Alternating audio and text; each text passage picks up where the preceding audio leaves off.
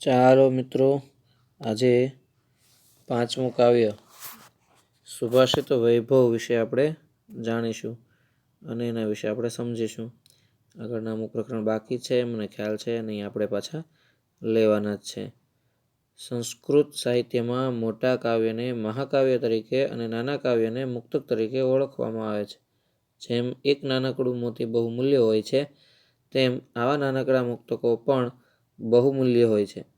આવા મુક્તકો સુભાષિત હોય છે. સંસ્કૃત સાહિત્યનો આ સુપરિચિત અને સુલલિત કાવ્ય પ્રકાર પોતાના 4 ચરણોમાં જીવનના બહુમૂલ્ય પાથેયને કલાત્મક રીતે પીરસી દેવાની એક આગવી વિશેષતા ધરાવે છે. આ સુભાષિતોમાંથી આદર્શ જીવન અને ડહાપણનો બોધ પ્રાપ્ત થાય છે.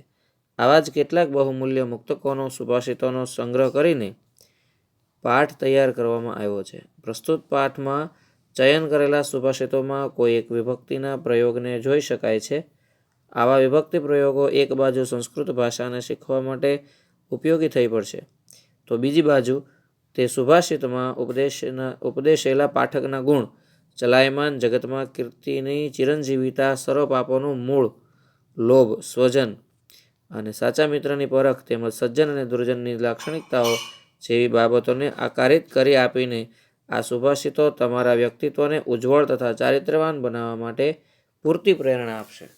હવે આપણે જોયું એમાં સુભાષિતોનો પરિચય આપ્યો છે અને સુભાષિત શું કહેવાય છે પણ તમને બતાવ્યું છે. સુભાષિત, શું એટલે સારું, ભાષિત એટલે બોલવું. અહીંયા સુભાષિત એટલે સારું બોલવું અને એના પણ વૈભવ. વૈભવ એટલે કે એક પ્રકારે ધન સંપત્તિ, ધન ભંડાર. તો અહીંયા શ્લોકની અંદર રહેલા જે સારા ભાવો છે અથવા જે સારું બોલીને સુવિચારો આપવામાં આવ્યા છે એનો ભંડાર અહીંયા ભરી દેવામાં આવ્યો છે, આવું આપણે કહી શકાય. શરૂઆતમાં પહેલો શ્લોક આપણે જોઈએ, તમારી સામે બતાવેલો છે. જો એમાં પહેલો શ્લોક આપ્યો છે, માધુર્યમ અક્ષર વ્યક્તિ પદચ્છેદસ્તુ સુસ્વર ધૈર્ય લય સમર્થન ચ ષડેતે પાઠકા ગુણા. સૌથી પહેલાં કીધું છે કે ષડેતે પાઠકા ગુણા એટલે કે પાઠકોના 6 ગુણ હોય છે. એ 6 ગુણની અંદર સૌથી પહેલો ગુણ છે માધુર્યમ એટલે મધુરતા, અક્ષર વ્યક્તિ એટલે ભણેલો, પદચ્છેદ એટલે પદને છૂટું પાડતા આવડવું જોઈએ, સુસ્વર સારો સ્વર હોવો જોઈએ, ધૈર્યમ એટલે ધીરજ, લય સમર્થ એક પ્રકારનો એક સરખો લય હોવો જોઈએ.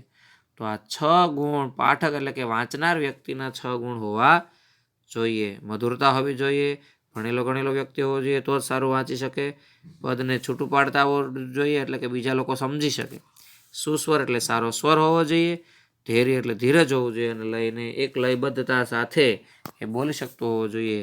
તો આ પાઠકોના ગુણો અહીં રહેલા છે. બીજા શ્લોકની અંદર કીધું છે ચલમ વિત્તમ ચલમ ચિત્તમ ચલે જીવિત યૌવને ચલાચલમિદમ સર્વમ કીર્તિરેવહિ જીવતી. કે હંમેશા આપણું ચિત્ત છે એ ચંચળ છે, એવી રીતે વિત્ત એટલે પૈસા પણ ચંચળ છે. આપણા વિત્ત જે પૈસા અને ચિત્ત એટલે કે હૃદય, આ બે વસ્તુ એવી છે ચંચળ એટલા માટે કીધા છે કે એક જગ્યાએ આપણે ક્યાંય સ્થિર રહેતા નથી. એવી જ રીતે ચલે જીવિત યૌવને, આખા આપણા જીવનની અંદર યુવાવસ્થા એવી છે, યુવાવસ્થા જે ચંચળતા ધરાવે છે. એટલે કીધું ચલાચલમિદમ સર્વમ, આખા ચલાયમાન જીવનની અંદર કીર્તિ રેવહિ જીવતી, કીર્તિ એક જ જીવતી રહે છે. એટલે કે આપણો શરીરનો પણ નાશ થઈ જાય છે પણ આપણી મેળવેલી કીર્તિ ક્યારેય નાશ પામતી નથી.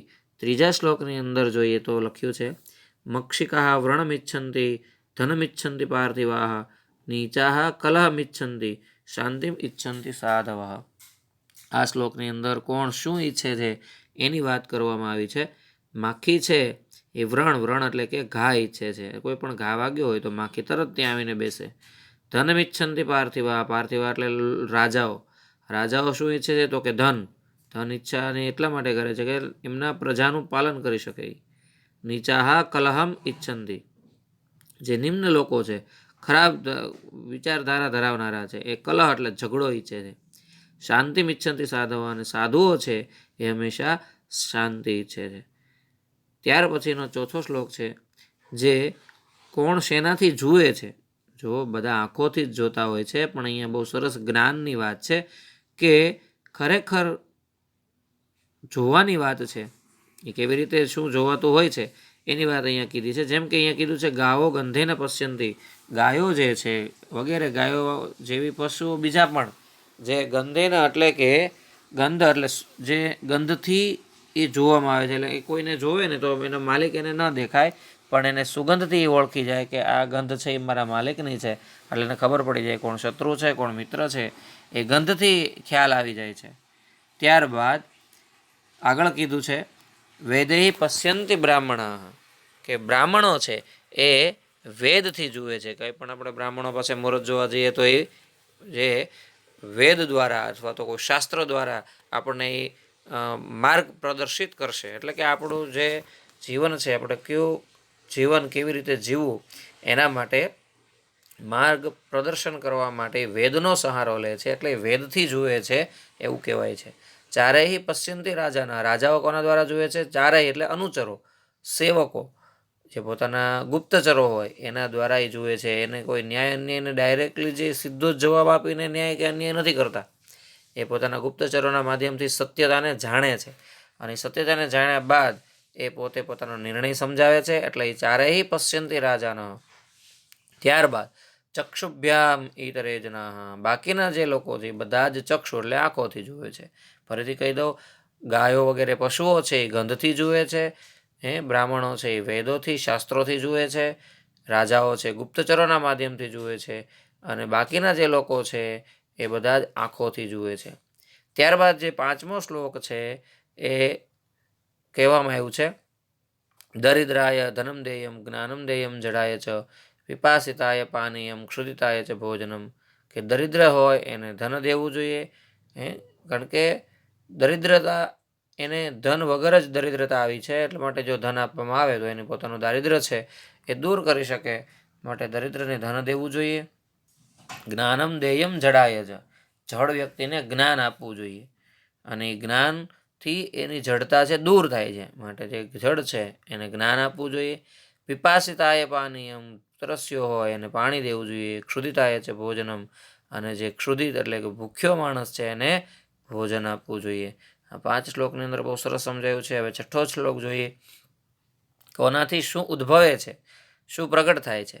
લોભાત ક્રોધ પ્રભવતી, લોભથી ક્રોધ ઉત્પન્ન થાય છે. હંમેશા લોભ ન કરવો જોઈએ, લોભ કરવાથી ક્રોધ થાય. લોભાત કામ પ્રજાયતે, એનાથી કામ ઉત્પન્ન, ઈચ્છાઓ ઉત્પન્ન થાય. લોભાન મોહશ્ચ નાશશ્ચ, લોભ છે એ મોહનો નાશનું કારણ છે. બીજા તરફે આપણને આકર્ષણ, અને એનાથી મોહ ઉત્પન્ન થાય, અને મોહથી જ આપણો નાશ થાય.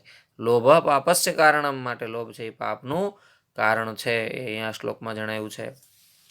ત્યારબાદ કીધું છે તક્ષકસ્ય વિષમ દંતે મક્ષિકાયાશ્ચ મસ્તકે વૃશ્ચિકસ્ય વિષમ પુચ્છે સર્વાંગે દુર્જનસ્ય તત. કે તક્ષકનું વિષ ક્યાં હોય? તક્ષક એટલે સર્પ, સર્પનું વિષ એટલે કે ઝેર એના દાંતમાં હોય છે. મક્ષિકાયાશ્ચ મસ્તકે, માખીનું ઝેર એના મસ્તકમાં હોય છે. તમે જોજો કોઈ પણ ખુલ્લો ખોરાક હોય અને ખાવાથી આપણને ફૂડ પોઈઝન એટલે કે ઉલટી વગેરે થાય, મળોજીવ થાય. શા માટે? કારણ કે એની અંદર માખીઓ બેઠી હોય છે, અને ગંદવાડમાં બેસીને આવીને માથું ઘસી અને એ મીઠાઈ ઉપર વગેરે કે જમવાનું જે બેઠું પડ્યું છે એની ઉપર આવીને એનું માથું ઘસે, અને એના માથામાં એ જે એંઠવાડ પડ્યો છે એના રૂપી ઝેર એમાં જાય અને આપણે બીમાર પડીએ. વૃશ્ચિકસ્ય વિષમ પુચ્છે, અને વીછીને એની પૂંછડીમાં ઝેર હોય. તેમજ સર્વાંગે દુર્જનસ્ય તત, કારણ કે દુર્જન માણસ છે જે હંમેશા બીજાનું ખરાબ વિચારે છે, એના દરેક અંગમાં ઝેર રહેલું છે. એમ આપણને અહીંયા સરસ મજાનો બોધ આપે છે. છેલ્લા શ્લોકમાં જોઈએ તો ઉત્સવે વ્યસને ચૈવ દુર્ભિક્ષે શત્રુ વિપ્લવે રાજદ્વારે સ્મશાને ચ યતિષ્ઠતિ સ બાંધવ. ઉત્સવની અંદર, વ્યસનમાં, દુર્ભિક્ષ એટલે દુષ્કાળમાં, શત્રુ વિપ્લવ એટલે યુદ્ધની અંદર, રાજદ્વારે એટલે રાજાઓની સભામાં, અથવા તો કોઈ આપણી ઉપર કેસ હોય કોર્ટ કચેરીમાં જે આપણને સાથ આપે, અથવા તો સ્મશાનમાં જે આવીને ઊભો રહે છે. યતિષ્ઠતિ, જે આવીને ઊભો રહે છે. સ બાંધવ, તે આપણો બાંધવ છે, ભાઈ છે. અહીંયા ઉત્સવ એટલે કે અનેક પ્રકારના ઉત્સવ આપણે અહીંયા આવે છે. એની અંદર વ્યસન એટલે આપણે જે વ્યસન કરીએ છીએ એ વ્યસન નહીં, કોઈ સારી વસ્તુનું વ્યસન, જે કોઈ નિયમ પાળે છે, વ્રત કરે છે, એની અંદર આપણો સાથ સહકાર આપે છે.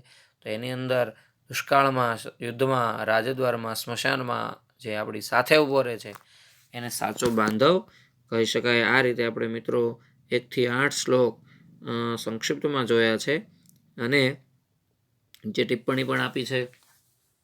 તમારી પાસે પુસ્તક હશે, એમાં સ્વાધ્યાય પણ આપ્યો છે, નહીં તમારે આના આધારે કમ્પ્લીટ કરવાનું છે.